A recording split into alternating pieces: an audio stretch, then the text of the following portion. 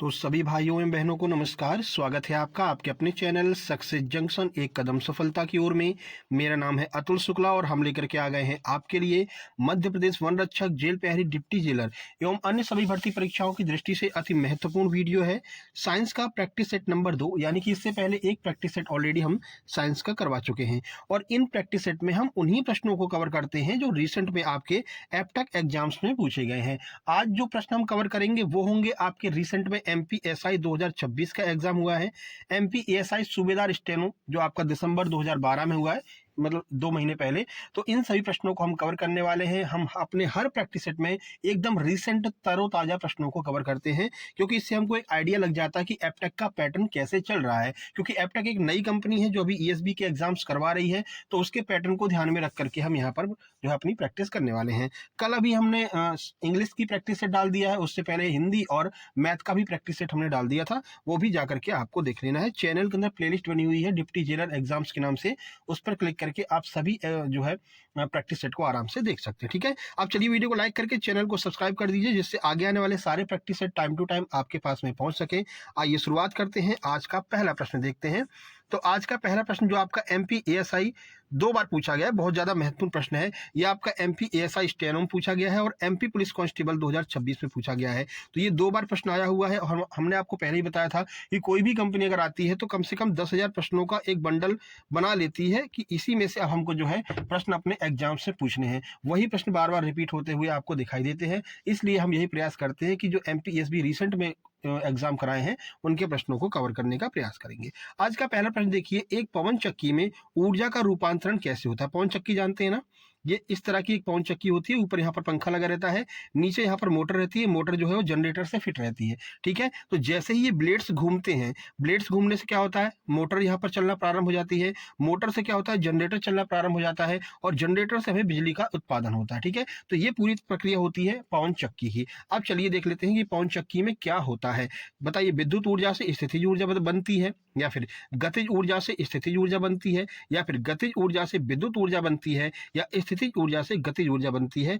बताइए क्या होगा इसका आंसर। प्रश्न का सही आंसर ऑप्शन नंबर सी हो जाएगा। बेसिकली हम करते क्या है, ये जो आपकी पवन चक्की है, पवन चक्की में सबसे पहले गतिज ऊर्जा का निर्माण होता है। अब ये गतिज ऊर्जा जाकर के मोटर को चला देती है, मोटर जाकर के जनरेटर को चलाती है। तो इस तरह से गतिज ऊर्जा से हमको विद्युत ऊर्जा प्राप्त हो जाती है। अब चलिए पूरा डिटेल में आपको समझा देते हैं, सभी प्रश्नों को डिटेल में समझाएंगे, जिससे कि फिर आप भविष्य में कभी इन प्रश्नों को भूले नहीं अगर ये आपके एग्जाम में आए।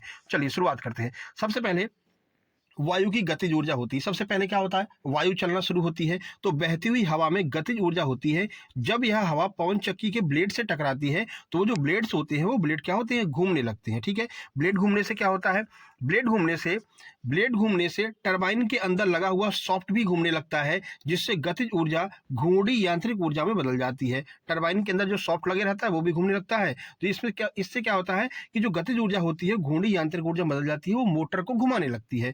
फिर विद्युत ऊर्जा कैसे बनती है, तो यह एक जो सॉफ्ट होता है एक जनरेटर से जुड़ा होता है। जनरेटर के भीतर चुंबकीय क्षेत्र में हलचल होने से बिजली उत्पन्न होती है। इन 3 प्रक्रियाओं के द्वारा हम पवन चक्की से बिजली प्राप्त करते हैं। उम्मीद करते हैं ये प्रश्न आपको बहुत अच्छे से समझ में आ गया होगा, सारी चीजें समझ में आ गई होंगी। तो जल्दी से वीडियो को लाइक कर दीजिए और चैनल को सब्सक्राइब कर लीजिए, साथ ही साथ में प्यारा सा कमेंट भी कर देना। चलिए आगे बढ़ते हैं अगले प्रश्न की ओर। अगले प्रश्न से आगे बढ़ने के लिए आपको बता दें, देखिए अभी एमपी पुलिस का एग्जाम हुआ, एमपीएसआई एमपी और एएसआई का भी एग्जाम हुआ है। सभी एग्जाम्स में हमारे सुपर सिलेक्शन नोट्स से सीधे सीधे प्रश्न देखने को मिले हैं और अभी हैप्पी होली ऑफर में ये super selection notes MP deputy jailer, jail प्रहरी और फॉरेस्ट गार्ड के जो नोट्स हैं वो मात्र 189 रुपए में उपलब्ध कराए जा रहे हैं। एप्टेक के रिसेंट पैटर्न को ध्यान में रखते हुए ये सारे नोट्स बनाए गए हैं। इसमें क्या क्या मिलेगा आपको, तो जीके जीएस एमपी जीके मिलेगा, साइंस मिलेगा, हिंदी, इंग्लिश, मैथ। अगर आप कमेंट बॉक्स में कमेंट भी कर देंगे या फिर आप हमें मैसेज करके जब आप नोट्स ले रहे होंगे,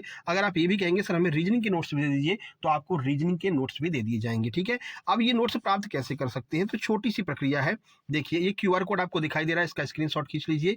इसी पर आपको 189 का पेमेंट करना है। उस पेमेंट का स्क्रीनशॉट इस व्हाट्सएप नंबर 7052547003 पर सेंड कर देना है। जैसे ही आप स्क्रीनशॉट सेंड करेंगे, तुरंत की तुरंत कंप्लीट सुपर सिलेक्शन नोट्स और प्रैक्टिस सेट आपको सेंड कर दी जाएंगे और आपको व्हाट्सएप ग्रुप में जोड़ दिया जाएगा, जहां पर आगे के सारे प्रैक्टिस सेट, सारी नई वीडियो की पीडीएफ आपको वहां पर मिलती रहेंगी। ठीक है, तो जल्दी से नोट्स लेकर के ग्रुप में शामिल हो जाइए। और ऐसा हम कह क्यों रहे हैं, क्योंकि अभी देखिए एमपी पुलिस का रिजल्ट आया है और फिजिकल भी उसके हो चुके हैं, तो हम कुछ रिजल्ट्स आपको दिखा देते हैं जिन लोगों ने हमारे एमपी पुलिस के नोट्स लिए थे। तो ये देख सकते हैं मध्य प्रदेश पुलिस भर्ती का नोट्स आपको दिखाई दे रहा है। इन्होंने सुपर सिलेक्शन नोट्स लिया था, 85 नंबर इनके आए थे और इन्होंने कहा था धन्यवाद सर, आपने बहुत अच्छा पढ़ा है, एमपी तो पूरी की पूरी फंसी थी। ठीक है, और इन्होंने अपना स्कोर कार्ड भी हमारे साथ में शेयर किया था क्वालिफाई वाला, तो 85 नंबर एमपी पुलिस में। एक और भाई है, ये देख सकते हैं आप, सर आपके नोट्स बहुत हेल्पफुल रहे एसआई और कांस्टेबल एग्जाम में।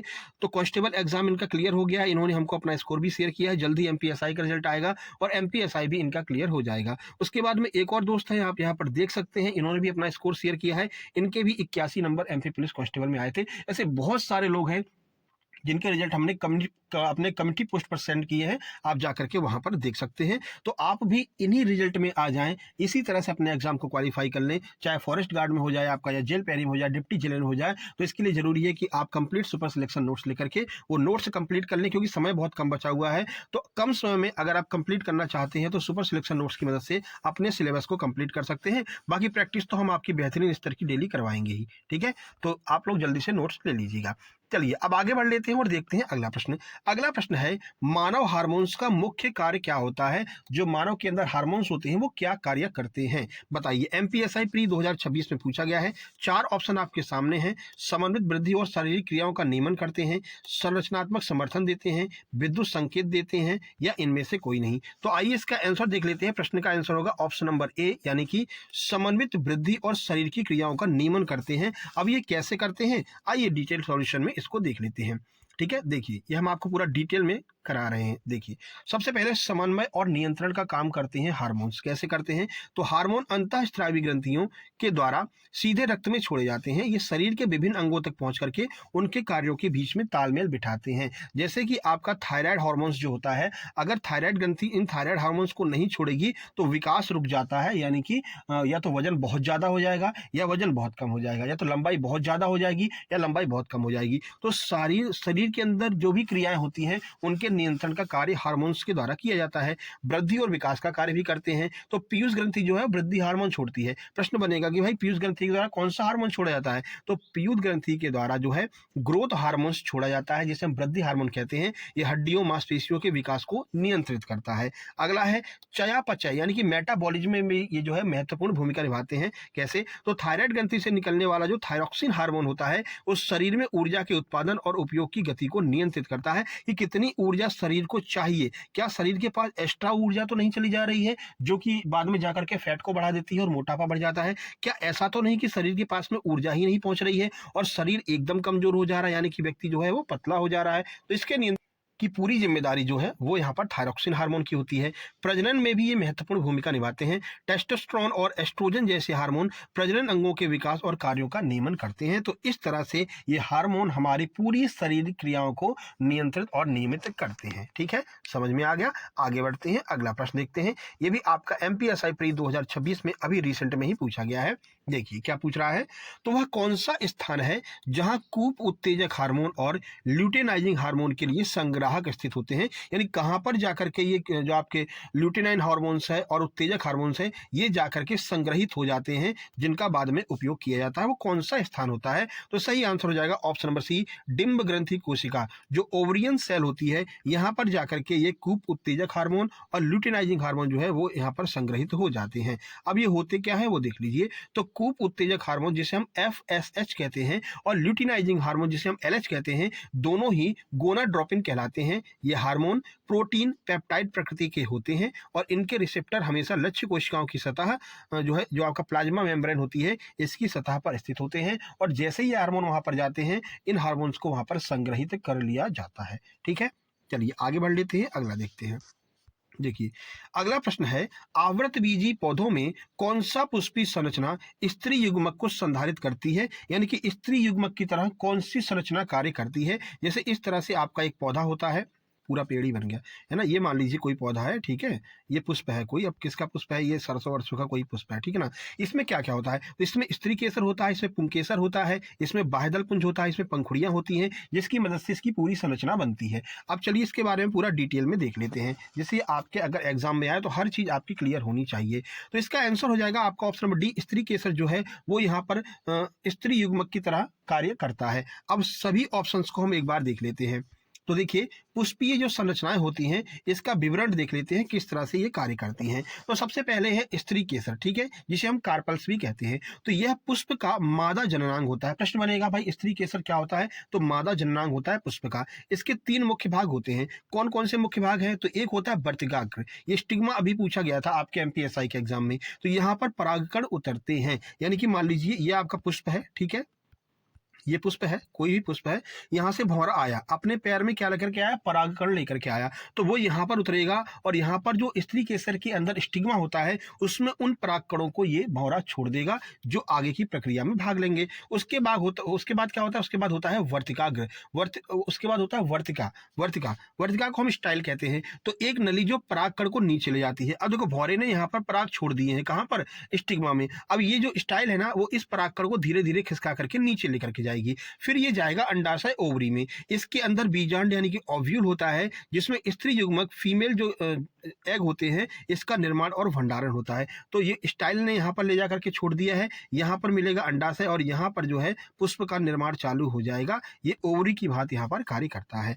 अब हम देख लेते हैं कि पुंकेसर क्या होता है। तो पुंकेसर जिसे हम स्टेमेन कहते हैं, तो यह पुष्प का नर जननांग होता है। प्रश्न बनेगा इनमें से कौन सा पुष्प का नर जननांग है, तो ध्यान रखना पुंकेसर जो है वो नर जननांग होता है। यह परागण उत्पन्न करता है जिससे नर युग्मक होते हैं, यानी ये क्या करता है, वही जो परागकण भौरा यहाँ से लेकर के गया है ना उसको उत्पन्न करने का काम कौन करता है, वो पुंकेसर करता है। तो भौरा जैसे ही पुष्प पर बैठता है उसके पैरों में क्या लग जाते हैं, पुंकेसर लग जाते हैं, और यही पुंकेसर जाकर के फिर जो स्त्री केसर वाले जो पौधे होते हैं उन पर छोड़ दिए जाते हैं। आगे की प्रक्रिया हमने आपको बताई, स्टाइल के द्वारा वो अंदर पहुंच जाते हैं, ओवरी में पहुंच जाते हैं और पुष्प का निर्माण करते हैं। ठीक है, तो ये हो गया। फिर पंखुड़ी क्या होती है, पीटल क्या होता है, तो इसके मुख्य कार्य कीटों को परागकण के लिए आकर्षित करना होता है। यानी ये जो पुष्प होता है ना, ये पुष्प अपनी पंखुड़ी को इस तरह से फैलाता है, इस तरह से अट्रैक्टिव करने वाली मूड में लेकर के आता है कि जितने भी कीट होते हैं वो आकर के इस पे बैठ जाते हैं और यहाँ से परागकण को लेकर के जाते हैं। तो ये काम होता है पंखुड़ी का।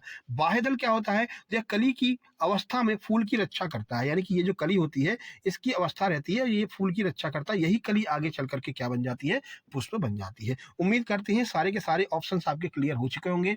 अब पुष्प से कोई भी प्रश्न आएगा आप 101% सही करके आएंगे, और यही हमारा उद्देश्य भी है कि आप कैसा भी प्रश्न आपके एग्जाम में आए आप हर हाल में उसको एक्यूरेट सही करके आए। ठीक है भाई, चलो आगे बढ़ते हैं। अगला प्रश्न देखिए, थोड़ी सी वीडियो लंबी होगी क्योंकि डिटेल में करा रहे हैं ना, तो उस तरह से ही आपको तैयारी करके चलना भाई। एप्टेक है, डिटेल में ही प्रश्न पूछा जाता है। अगला प्रश्न देखिए, निम्नलिखित में से कौन सा समूह केवल जैव निम्नीकरण वस्तुओं में शामिल है। जैव निम्नीकरण का अर्थ क्या होता है, तो ऐसी वस्तुएं जो आसानी से विघटित हो जाती हैं, जैसे लकड़ी हो गया, जैसे रबर हो गया, तो ये चीजें आसानी से विघटित हो जाती हैं। तो कौन सा ऐसा ऑप्शन है जो प्रकृति में आसानी से विघटित हो जाएगा। सीधे आंसर की ओर चलेंगे। एमपीएसआई सूबेदार एग्जाम का ये प्रश्न है, 18/12/2025 को ये पूछा गया है रिसेंट में। ठीक है, एएसआई सूबेदार का। तो प्रश्न का सही आंसर ऑप्शन नंबर सी हो जाएगा, घास, लकड़ी और कार्डबोर्ड। ये तीनों ऐसी चीजें हैं जो आसानी से विघटित हो जाती हैं। भाई कहीं पर घास है, ठीक है, धूप पड़ी, ये सूख गई, पानी बरसा, तो ये आसानी से विघटित हो जाएगी, कुछ दिनों के बाद आपको वहां पर घास मिलेगी ही नहीं। ठीक है ना। लकड़ी का भी वही प्रक्रिया है, सड़ करके खत्म हो जाती है। कार्डबोर्ड जो होता है, जो मतलब लकड़ी के जो बने हुए बोर्ड होते हैं या फिर जो आपके थर्माकोल होते हैं, तो ये सब क्या हो जाते हैं, विघटित हो जाते हैं। ठीक है, अब देखो यहाँ पर घास तो हो जाएगा, फूल हो जाएगा, लेकिन रबड़ विघटित नहीं हो पाती है आसानी से। ठीक है, छिलके हो जाएंगे, घास हो जाएगा, लेकिन कैन जो है वो कैन जो लोहे की बनी रहती है वो नहीं होगी। यहाँ पर घास हो जाएगा, चमड़ा हो जाएगा, लेकिन प्लास्टिक जो है वो विघटित नहीं होता है। एक ही ऑप्शन बचेगा, ऑप्शन नंबर सी, और यही हमारा आंसर हो जाएगा। यहाँ पर हमने आपको डिटेल में सॉल्यूशन भी दे दिया है। देखिए जैव निम्नीकरण होता क्या है, यानी जो आपका बायोडिग्रेडेबल वस्तुएं होती हैं वो क्या होती हैं, तो ये वो वस्तुएं होती हैं या वे उन पदार्थों से मिलकर के बनी होती हैं जो सूक्ष्म जीवों जैसे बैक्टीरिया और कवक के द्वारा प्राकृतिक रूप से आसानी से विघटित होकर के मिट्टी में मिल जाते हैं। तो ये आपकी बायोडिग्रेडेबल वस्तुएं होती हैं। ठीक है, समझ में आ गया, क्लियर हो गया। आगे बढ़ते हैं। प्रश्न नंबर 6 देखिए, कौन सी धातु वायु में जलने पर सफेद चमकदार लौ उत्पन्न करती है। 2 से 3 बार आपके एग्जाम में ये पूछा गया है। एमपीएसआई प्री प्री 2026 में 17/1/2026 को ये प्रश्न पूछा गया, अभी कुछ दिन पहले जो एग्जाम हुआ है। ठीक है, तो चलिए देख लेते हैं प्रश्न के आंसर की ओर चलेंगे। मैग्नीशियम इसका बिल्कुल सही आंसर हो जाएगा। मैग्नीशियम एक ऐसी धातु है जो जलने के बाद में सफेद लौ उत्पन्न करती है। तो देखिए, जब मैग्नीशियम रिबन को हवा में मतलब ऑक्सीजन की उपस्थिति में जलाया जाता है तो यह एक अत्यंत चमकदार लौ उत्पन्न करती है और ये मतलब चमकदार लौ के साथ में ये जलना प्रारंभ करती है।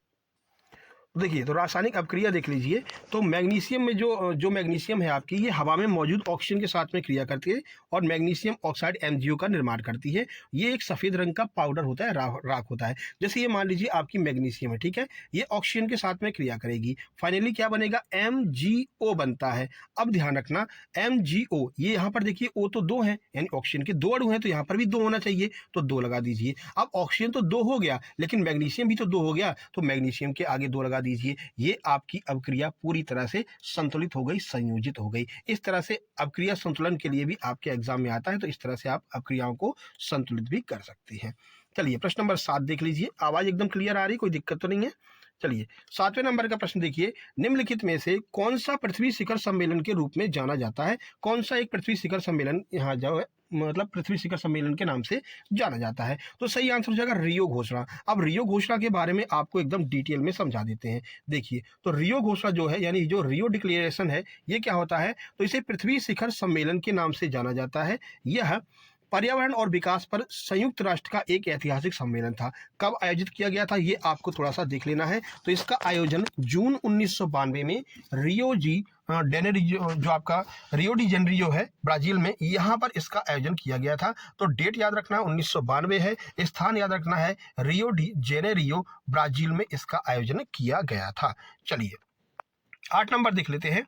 देखिए, तो तनाव के दौरान पाचन तंत्र की छोटी धमनियों के चारों ओर मांसपेशियों का संकुचन किस वजह से हो जाता है? ये देखो, जब भी कभी आपको तनाव होता है, जब भी कभी आप गुस्सा होते हैं, तो जो आपकी छोटी धमनियां होती हैं, इनके आसपास मांसपेशियां संकुचित हो जाती हैं। ये सिकुड़ क्यों जाती हैं? क्या रीजन है इसका? तो इसका रीजन है एड्रेनलिन। एड्रेनलिन जो हार्मोन है, जिसकी वजह से छोटी छोटी धमनियां सिकुड़ जाती हैं।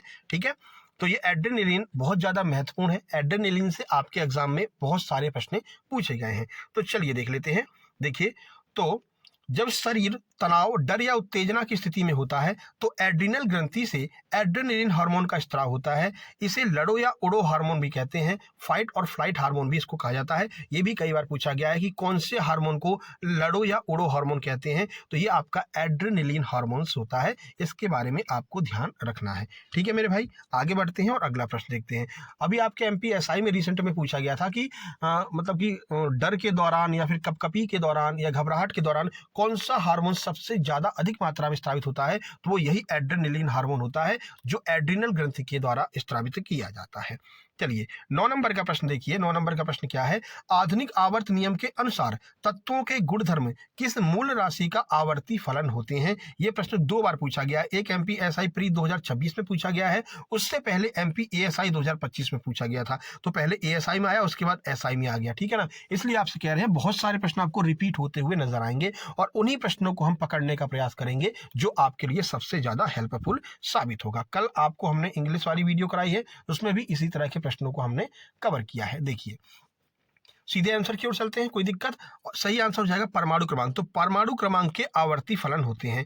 अब यहाँ पर थोड़ा सा डिटेल आपको बता देते हैं। देखिए, आधुनिक आवर्त सारणी जो नियम है, रसायन विज्ञान का एक आधारभूत सिद्धांत है, जिसे हेनरी मोजले के द्वारा दिया गया था। कब दिया गया था? 1913 में दिया गया था। तो एग्जैक्ट डेट भी आपको याद रखनी है, किसने दिया था ये भी आपको याद रखना है। क्या कहा था इन्होंने? तत्वों के भौतिक और रासायनिक गुण उनके परमाणु क्रमांक Z के आवर्ती फलन होते हैं। इसका सरल अर्थ यह है कि यदि तत्वों को उनके बढ़ते हुए परमाणु क्रमांक के क्रम में व्यवस्थित किया जाए तो एक निश्चित अंतराल के बाद समान गुण वाले तत्व फिर से प्रकट होना चालू हो जाते हैं। यानी कि अगर आप बढ़ते हुए क्रम में आयोजित करेंगे परमाणु क्रमांक के अनुसार, तो कुछ समय के बाद में आपको लगेगा कि ये तो वही वाला जो है, मतलब वो आ गया तत्व दोबारा आ गया, ये भी वही तत्व दोबारा आ गया। तो इसीलिए कहते हैं कि ये अपने परमाणु क्रमांक के आवर्ती फलन होते हैं, यानी बार बार ये रिपीट होना शुरू हो जाते हैं। चलिए आगे बढ़ते हैं, प्रश्न नंबर 10 देख लेते हैं। देखिए, वर्ण विक्षेपण से आपके एग्जाम में बहुत प्रश्न आए थे, एसआई में भी पूछा गया था, एमपी एएसआई में और कांस्टेबल में भी वर्ण विक्षेपण को कवर करके इन्होंने रख लिया था। इसलिए हमने बीच एग्जाम में, एमपी पुलिस के एग्जाम में वर्ण विक्षेपण पर अलग से एक वीडियो बना दी थी। लगभग 150 प्रश्न हमने आपको वर्ण विक्षेपण पर दिए थे। आप चाहे तो सर्च करके देख भी सकते हैं, वर्ण विक्षेपण बाय सक्सेस जंक्शन सर्च करेंगे तो 150 प्रश्न आपके सामने आ जाएंगे। और ये 150 प्रश्न जो है ना, हम बीच में देते हैं। जैसे कि आपका एग्जाम चल रहा है, कोई नया टॉपिक आ गया तो उसके ऊपर हम वीडियो बना देते हैं 150-200 प्रश्नों की, है ना। तो ऐसा हम यहाँ पर भी करेंगे। एमपी जो आपका डिप्टी जेलर में भी कोई भी नया टॉपिक अगर एसबी पूछेगा तो उस पर हम अलग से वीडियो बना देंगे। देखिए, तो देखो प्रश्न बन रहा है कि वर्ण विक्षेपण के उपरांत सबसे ऊपर कौन सा रंग प्राप्त होता है। तो इसके बारे में आपको ऑलरेडी बता चुके हैं। इस तरह से एक प्रिज्म होता है, सफेद प्रकाश की किरण यहाँ से गुजारी जाती है, सफेद प्रकाश की किरण जो है वो 7 रंगों में विभाजित हो जाती है जो हमको पर्दे पर प्राप्त होती है। अब इसमें क्या होता है, विबग्योर आपने सुना होगा, विबग्योर ये नीचे से स्टार्ट होता है, ठीक है ना, नीचे से स्टार्ट होते हुए ऊपर तक जाता है और लास्ट में आर आता है। तो सबसे ऊपर आर यानी कि रेड होता है, रेड यानी कि लाल होता है, सबसे नीचे वॉयलेट यानी कि बैगनी होता है। तो आपको ध्यान रखना है, वर्ण विक्षेपण में जो हमें कलर पर्दे पर प्राप्त होते हैं उसमें सबसे ऊपर लाल कलर होता है, सबसे नीचे बैगनी कलर होता है। सर ऐसा होता क्यों है, तो इसका एक रीजन है। जो लाल रंग है ना, इसकी तरंग दैर्घ्य बहुत ज्यादा होती है, ये काफी दूर तक जो है जा सकता है, बिखरता नहीं है। इस वजह से पर्दे पर हमें लाल रंग सबसे ऊपर देखने को मिलता है, जबकि जो बैगनी रंग है थोड़ी दूर जाकर के बिखरना शुरू हो जाता है और हमको दिखाई नहीं देता, ठीक है। इसीलिए जो मतलब खतरनाक जो चिन्ह होते हैं या फिर कोई दुर्घटना वाले जो चिन्ह होते हैं, या आपको लाइट सिस्टम जो होता है, जैसे कि ट्रेन निकल रही है तो जो ट्रैफिक सिस्टम होता है उसमें आपको लाल रंग सबसे ज्यादा दिखाई देता है। लाल रंग दूर से ही दिखाई दे जाता है, इसलिए खतरे के चिन्ह के रूप में लाल रंग का प्रयोग किया जाता है। ये प्रश्न भी आपके एग्जाम में पूछा गया था। चलिए, तो यहाँ पर हो जाएगा लाल रंग, सबसे ऊपर कौन सा, लाल रंग देखने को मिलता है। यहाँ पर आप सॉल्यूशन देख सकते हैं। देखिए, तो जब सफेद प्रकाश जैसे सूर्य का प्रकाश किसी कांच के प्रिज्म से होकर गुजरता है तो अपने 7 अवयवी रंगों में विभक्त हो जाता है। घटना को प्रकाश का वर्ण विक्षेपण कहते हैं, ठीक है। क्रम देख लीजिए, तो सबसे ऊपर कौन सा होगा, सबसे नीचे कौन सा होगा, बैगनी, विबग्योर नीचे से ऊपर की ओर, सबसे नीचे बैगनी होता है, फिर जामुनी, फिर नीला, फिर हरा, और सबसे ऊपर आपको रेड यानी कि लाल कलर देखने को मिलता है। क्यों मिलता है बता दिया, तरंग दैर्घ्य सबसे ज्यादा होती है लाल रंग की। आगे बढ़ते हैं 11 नंबर का प्रश्न, एमपी एएसआई स्टेनो 2025 में पूछा गया है। अपघटक डिकम्पोजर वे डैश होते हैं जो मृत जीवों और अपशिष्टों को विघटित कर देते हैं। यानी आपसे पूछा भाई अपघटक होते क्या है, जो डिकम्पोजर है वो क्या होते हैं, तो ये एक मृतपोषी होते हैं। ऑप्शन नंबर सी आपका आंसर हो जाएगा। मृतपोषी का अर्थ क्या होता है, तो ऐसे जीव जो मृत जीवों पर आश्रित होते हैं, मृत जीवों को खाते हैं, उन्हें हम मृतपोषी कहते हैं, ठीक है।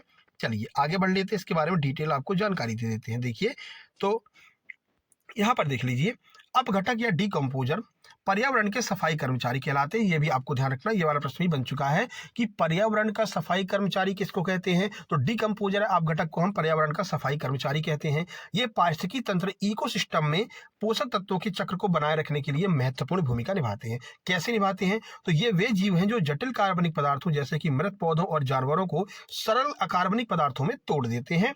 मृतपोषी होते क्या है, क्योंकि ये जीव अपना भोजन मृत और सड़ रहे कार्बनिक पदार्थों से प्राप्त करते हैं, इसलिए इन्हें मृतपोषी कहा जाता है। जैसे कि कहीं पर कोई पशु मर गया है, जानवर मर गया है, उसको जाकर के फेंक देते हैं, तो यही वो जीव होते हैं जो उसको डिकम्पोज करते हैं, उसको खत्म कर देते हैं। अगर ये जीव ना हो तो भाई वो सड़ेगा ही नहीं, सड़ेगा नहीं तो बदबू फैलती रहेगी और बहुत सारी बीमारियां फैलेंगी। इसलिए हम इसको प्राकृतिक सफाई कर्मचारी भी कहते हैं। इसके लिए कोई पेमेंट नहीं मिलता इनको, लेकिन फिर भी ये काम करते हैं। तो प्रकृति ने हमें अपने आप सफाई कर्मचारी भी प्रदान किए हैं।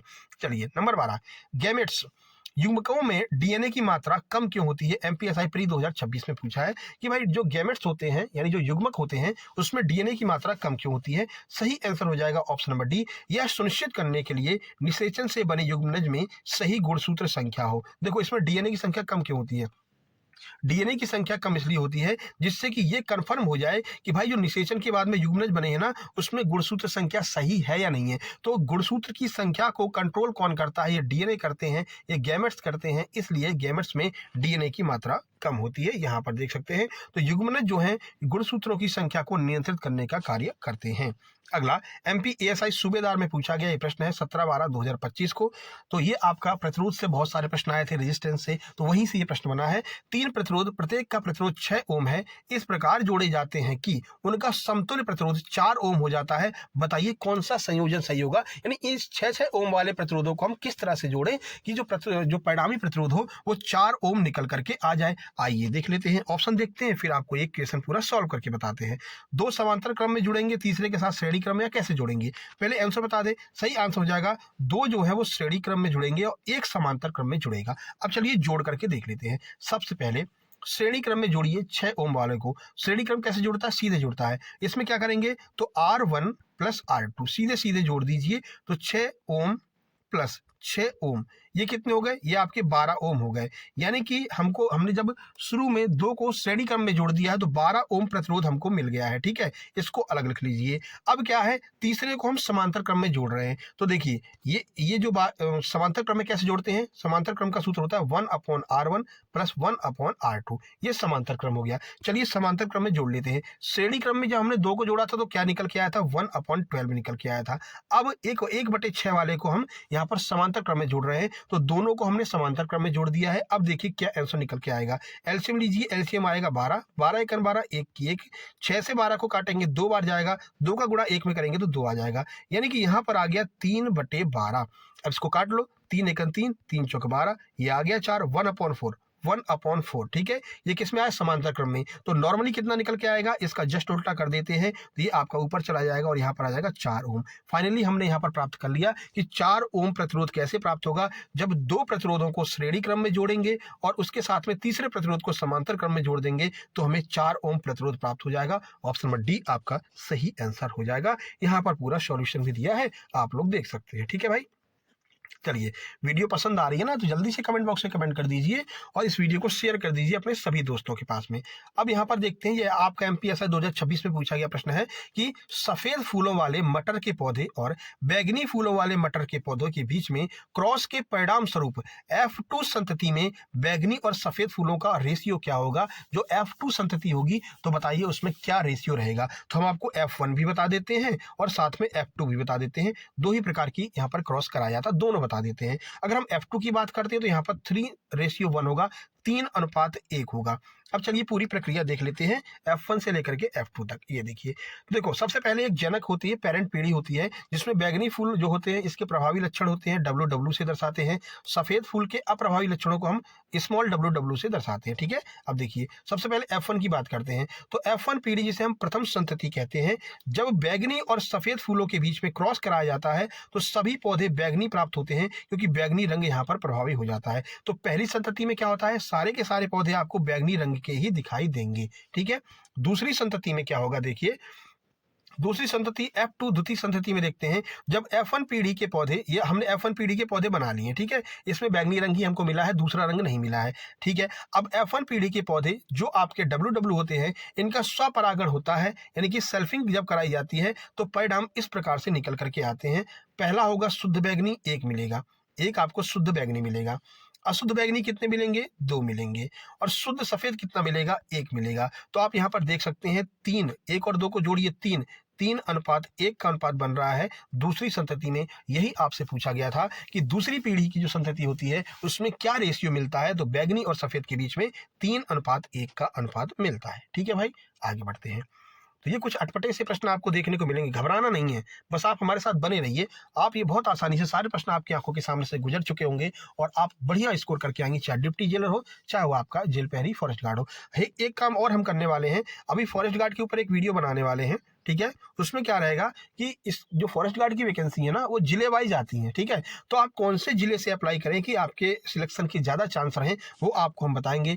किस जिले में कितनी वैकेंसी है वो बताएंगे, और SC वाले जिनकी कोई वैकेंसी नहीं है वो कहाँ से कौन सी कैटेगरी में फॉर्म भर सकते हैं वो भी आपको बताएंगे। जल्दी वीडियो लेकर के आने वाले हैं। ठीक है मेरे भाई, कोई दिक्कत? कमेंट बॉक्स से कमेंट कर देना, ये वीडियो आपको चाहिए कि नहीं चाहिए। कितने लोग स्पेशली फॉरेस्ट गार्ड की तैयारी कर रहे हैं उन लोगों को बता देंगे, और आप कौन से जिले से हैं ये भी आप लोग कमेंट में कमेंट कर देना। चलिए 15 नंबर का प्रश्न है, MPASI स्टेनो 17/12/2025 कर दो यहाँ पर। ठीक है, 26 नहीं, 2025 को पूछा गया है। देखिए, यदि डबल फर्टिलाइजेशन यानी कि द्विनिषेचन के बाद एंडोस्पर्म का निर्माण असफल हो जाता है तो सबसे संभावित तत्काल परिणाम क्या होगा? यानी कि निषेचन कराया गया लेकिन उसमें क्या हुआ कि ये जो निषेचन हुआ था वो असफल हो जाएगा, तो रिसेंटली क्या परिणाम होगा? तुरंत कौन सा परिणाम निकल के आएगा? तो ये परिणाम रहेगा आपका, बीज तो बनेंगे लेकिन वे जीवित नहीं रहेंगे। यानी कि देखो, आपने फर्टिलाइजेशन करवाया, बीज तो बने लेकिन बीज बनने के बाद में प्रक्रिया बीच में ही क्या हो गई, असफल हो गई। तो बीज बन तो जाएंगे लेकिन ये जीवित नहीं रह पाएंगे। ठीक है, तो बी आपका सही आंसर हो जाएगा। आइए देख लेते हैं। देखिए, तो असफलता का परिणाम क्या निकलेगा, यदि एंडोस्पर्म का निर्माण विफल हो जाता है तो भ्रूण को बढ़ने के लिए आवश्यक भोजन नहीं मिलेगा। भाई भ्रूण बन तो गया है लेकिन अब एंडोस्पर्म बीच में खत्म हो गया है, जिससे भ्रूण को भोजन मिल रहा था वो चीज ही खत्म हो गई है। तो भाई भ्रूण का विकास कैसे होगा, नहीं हो पाएगा। तो कुछ टाइम के बाद वो जो भ्रूण बना है वो खत्म हो जाएगा। ऐसे में बीज की बाहरी संरचना तो बन सकती है लेकिन अंदर का भ्रूण जो है वो पोषण के अभाव में मर जाएगा और यह विकसित नहीं हो पाएगा। तो एंडोस्पर्म का जिंदा रहना बहुत ज्यादा जरूरी होता है। आगे बढ़ते हैं। ये आपका एमपीएसआई प्री 2026 में पूछा गया है, निम्नलिखित में कौन सा अपघटन प्रक्रिया का चरण नहीं है। अपघटन अभी आपको बताया था, जो डिकम्पोजर होते हैं, चीजों को डिकम्पोज करते हैं ना। अब इनमें से कौन सी ऐसी प्रक्रिया जो डिकम्पोजिंग के अंदर नहीं आती है। देखिए, निच्छालन, विखंडन, सुपोषण, कैटाबॉलिज्म। सही आंसर हो जाएगा सुपोषण, ऑप्शन नंबर डी, जिसे हम यूट्रोफिकेशन कहते हैं। अब ये इस प्रक्रिया का हिस्सा नहीं है तो किसी न किसी प्रक्रिया का तो हिस्सा होगा। तो कौन सी प्रक्रिया का हिस्सा है वो भी आपको बता देते हैं। तो अपघटन यानी कि डिकम्पोजिशन में एक जटिल प्रक्रिया है जिसमें सूक्ष्म जीव मृत कार्बनिक पदार्थों को सरल पोषक तत्वों में तोड़ते हैं। सुपोषण जो है वो इस प्रक्रिया का हिस्सा नहीं है बल्कि यह जल प्रदूषण से संबंधित है। तो ये जो सुपोषण है ना, यूट्रोफिकेशन है, ये जल प्रदूषण से संबंधित है, वाटर पोल्यूशन से संबंधित है, अपघटन से संबंधित नहीं है। 17 नंबर देखिए। देखिए, तो संग्रहण के अलावा क्या कह रहा है एमपीएसआई प्री 2026, संग्रहण के अलावा पौधे अपशिष्ट पदार्थों को और किस प्रकार से उत्सर्जित करते हैं। यानी देखिए, ये आपका पौधा है, आज तो बना ही देंगे बढ़िया सा एक पेड़ बना देते हैं। ठीक है, देखिए ये आपका कोई पेड़ है, ठीक है ना, ये पेड़ हो गया, ये चिड़िया उड़ रही है, ठीक है, ये सूरज निकल गया है, सूरज से ही अपना भोजन बनाएगा। अब देखो इसमें हो क्या रहा है, देखो, तो संग्रहण के अलावा अब देखो सूरज से इसने क्या किया, भोजन बनाया, सूरज से इसने रोशनी ली, ठीक है, रोशनी लेकर के और जो है यहाँ से जल वगैरह लेकर के इसने भोजन बनाया। अब इसका पेट गया भर, ठीक है ना, ये एकदम तृप्त हो गया है। अब जो बचा हुआ वेस्ट पदार्थ है, जो अपशिष्ट पदार्थ है, इस अपशिष्ट पदार्थ का वो क्या करेगा। तो आप कभी भी किसी पेड़ के नीचे लेट करके देखिए तो आपको लगेगा ऊपर से कुछ हल्का हल्का सा टपक रहा है ना। जैसे गोंद जो निकलता है ना, वो गोंद एक प्रकार का अपशिष्ट पदार्थ ही होता है जो पेड़ों से निकलता है। तो ये क्या करेगा, उन्हें आसपास की मिट्टी में स्त्रावित करके छोड़ देगा। यानी कि जो भी चीजें ऊपर से वो छोड़ेगा वो सारी चीजें कहाँ पर पहुंच जाएंगी, इस मिट्टी में पहुंच जाएंगी और आसपास की मिट्टी जो है उसको स्त्रावित कर लेती है, उसको अपने में समा लेती है। ठीक है, तो संग्रहण के अलावा पौधे अपशिष्ट पदार्थों को और किस प्रकार से उत्सर्जित करते हैं, तो उन अपशिष्ट पदार्थों को वो मिट्टी में छोड़ देते हैं। ठीक है, तो ऑप्शन नंबर ए आपका बिल्कुल सही हो जाएगा। कोई स्टार्च में परिवर्तित नहीं करेंगे, पूरे फूल में नहीं बदलेंगे, क्योंकि भाई वो एक्स्ट्रा चीजें हैं ना, उसको कैसे फूल बना देंगे, और उसे शोषण के माध्यम से जलाएंगे भी नहीं। वो क्या करते हैं, फालतू की चीजों को मिट्टी में छोड़ देते हैं। ठीक है, आगे बढ़ लेते हैं। चलिए 18 नंबर देखिए, ये आपका एमपीएसआई सूबेदार स्टेरो में पूछा गया 17/12/2025 को। समजातीय गुणसूत्रों के युग्मन का स्थल कौन सा होता है। जो समजातीय गुणसूत्र होते हैं वो कहाँ पर जाकर के मतलब कि बनते हैं, युग्मन हो जाता है जिनका, वो कौन सा स्थल होता है। सही आंसर जाइगोटीन, जाइगोटीन नामक स्थान पर जाकर के उनका आपस में युग्मनज हो जाता है। तो देखो, तो यह कोशिका विभाजन की अर्धसूत्रीय प्रक्रिया के प्रोफेज यानी फेज 1 में जो है कि एक उप अवस्था होती है जहां पर जाकर के युग्मनज आपस में ऐड हो जाते हैं, आपस में मिल जाते हैं। तो वो जगह कौन सी होती है, तो वो जगह होती है, ध्यान रखना, जाइगोटीन। जाइगोटीन में जाकर के ये युग्मनज आपस में मिल जाते हैं। 19 नंबर देखिए, सुंदरबन, ये आपका जो है एनवायरमेंट से पूछा गया है, पर्यावरण से।